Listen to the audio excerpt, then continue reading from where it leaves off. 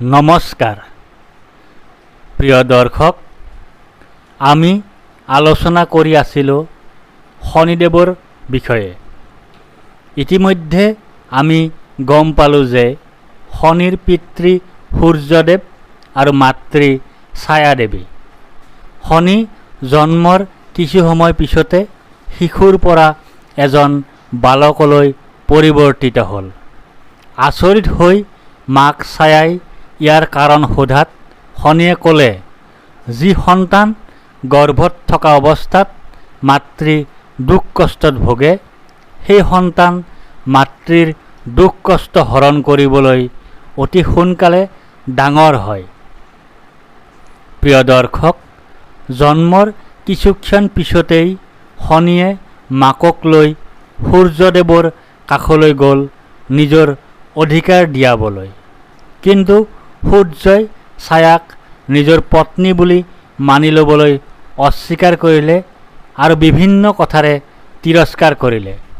ফলত শনি ক্ৰোধান্বিত হোৱাত শনিৰ প্ৰকোপত গোটেই পৃথিৱী অন্ধকাৰত ডুব গ'ল। পৃথিৱীবাসীৰ মাজত হাহাকাৰৰ সৃষ্টি হ'ল। শেষত বাধ্যত পৰি সূৰ্যই ছায়াক নিজৰ পত্নীৰ মৰ্যাদা দিয়াত শনি ক্ষান্ত হ'ল আৰু পৃথিৱীত পুনৰ সূৰ্যৰ পোহৰ পৰিল। প্ৰিয় দৰ্শক, মাতৃয়ে নিজৰ অধিকাৰ লাভ কৰাৰ পিছত শনি দেৱাদিদেৱ মহাদেৱৰ আৰাধনা কৰিবলৈ বনলৈ গ'ল। বহু বছৰ কঠোৰ তপস্যা কৰাৰ পিছত মহাদেৱ সন্তুষ্ট হৈ শনিক দৰ্শন দিলে। মহাদেৱে শনিক বৰদান হিচাপে সৌৰমণ্ডলত স্থান দিলে আৰু ন্যায়ৰ দেৱতা ঘোষণা কৰিলে। লগতে মহাদেৱে ক'লে, শনি, তোমাৰ প্ৰকোপত দেৱতা, দানৱ আৰু মনুষ্য সকলো কঁপি থাকিব।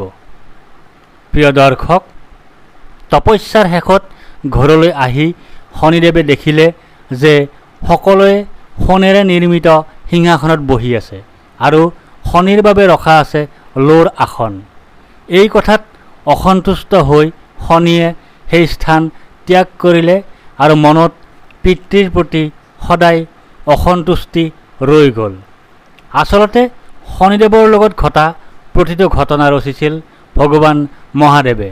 মহাদেৱৰ নিৰ্দেশতে সূৰ্যদেৱে শনিদেৱক দুৰ্ব্যৱহাৰ কৰিছিল, যাতে শনি মোহমায়াৰ বন্ধনত বান্ধ নাখায় আৰু সমস্ত জগতৰ প্ৰাণীৰ প্ৰতি ন্যায় কৰিবলৈ সক্ষম হয়। প্ৰিয় দৰ্শক, আজিলৈ ইমানেই। পৰৱৰ্তী ভিডিঅ'ত আমি ইয়াৰ পিছৰ অংশ আলোচনা কৰিম। ধন্যবাদ।